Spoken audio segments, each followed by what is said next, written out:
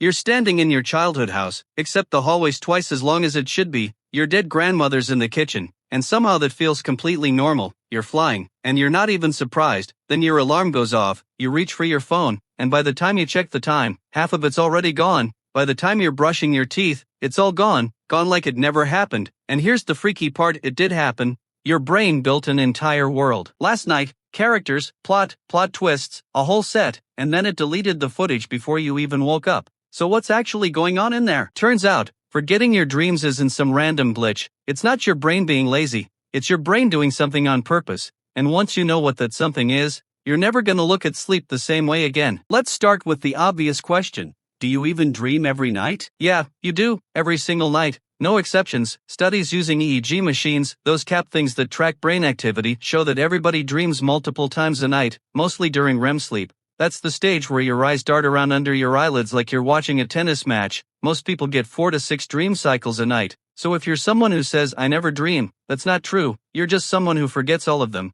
Not just most of them. Here's where it gets interesting. Back in the 1950s, sleep researchers Eugene Aserinsky and Nathaniel Kleitman stumbled onto REM sleep pretty much by accident while studying sleeping infants. They noticed rapid eye movement happening at regular intervals, and when they woke test subjects up during those windows, people reported vivid dreams almost every time. Wake someone up outside of REM? Way less dream recall. This told scientists something huge. Dreaming is tied directly to a specific brain state, not just random sleep in general. So why does the memory disappear? This is where neuroscientist J. Allen Hobson's research comes in. Hobson spent decades studying the sleeping brain, and he found something wild. During REM sleep, a chemical called norepinephrine drops off dramatically. Norepinephrine is one of the key chemicals your brain relies on to lock experiences into long-term memory. Without enough of it circulating, your brain struggles to file what's happening into storage. It's like filming an entire movie with the recorder running low on battery. The scenes still play out in real time,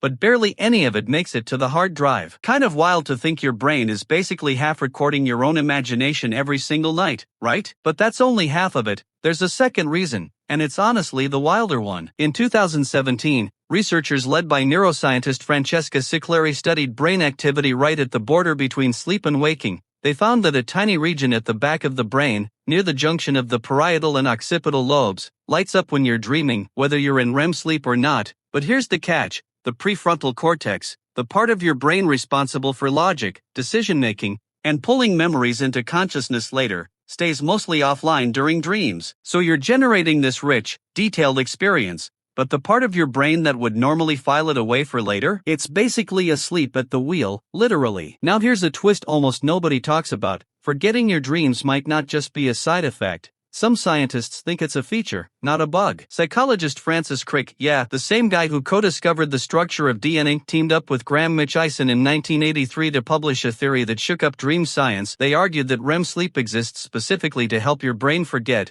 Their idea was that your brain uses dreams to clear out junk connections, random, useless, or overloaded neural pathways that built up during the day. Basically, your brain's doing digital housekeeping every night, dumping the trash, and if you actually remembered every single dream in vivid detail, you'd be carrying around a mental inbox stuffed with garbage nobody asked for. Forgetting isn't failure, it's cleanup. So think about what that means. Every night, your brain runs simulations, weird ones, scary ones where you're being chased by something that doesn't even have a face, and most of the time, it deletes the whole thing on purpose, because remembering all of it would actually mess with how you function during the day. Here's a real-world example that shows just how fragile this whole system is. Ever had a dream so intense you woke up with your heart pounding? Positive you'd remember it forever, and by lunchtime you can't even remember what it was about, just that it felt important? That's the norepinephrine gap and the sleepy prefrontal cortex working together in real time. You're not losing your mind. You're watching the exact mechanism this video's about happen to you personally. But here's something that flips the script even more. Not everyone forgets their dreams the same way. Some people remember dreams constantly, almost every single morning. Researchers studying this, including work out of Lyon Neuroscience Research Center, found that high dream recallers tend to have more activity in the temporoparietal junction, a brain region tied to attention and being easily woken up by outside stimuli.